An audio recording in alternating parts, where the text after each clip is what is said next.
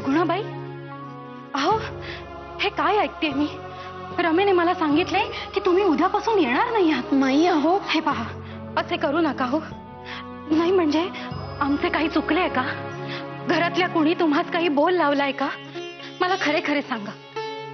हे पहा, इकडून ताकीद मिळाल्यापासून तुमच्या 2 घटकांमध्ये व्यत्यय येणार नाही यासाठी परोपरीने प्रयत्न करतो आहोत आम्ही.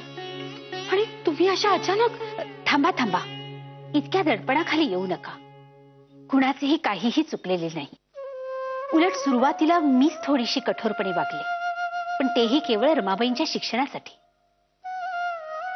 पण आता मला घरी राहणे आवश्यक आहे. माझ्या यजमानांची तब्येत अलीकडे बरी नसते. अगं बाई, खरेच? तेव्हा त्यांच्याजवळ थांबण्यासाठी मी शिकवणी थांबवण्याचा निर्णय घेतला आहे. शिवाय रमाबाईंचा 5वी इयत्तेपर्यंत अभ्यासक्रमही पूर्ण झाला आहे.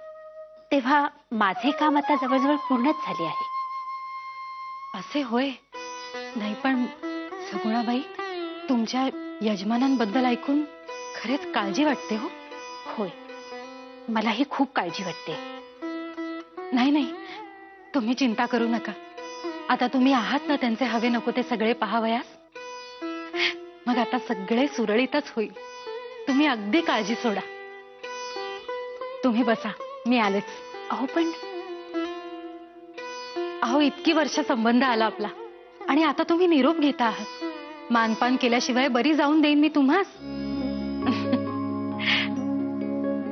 आणि खरे सांगू का सगुणाताई, तुम्हाला सुद्धा आमच्याप्रमाणेच तुमच्या संसाराची, यजमानांची इतकी काळजी आहे हे पाहून खरेच खूप बरे वाटले.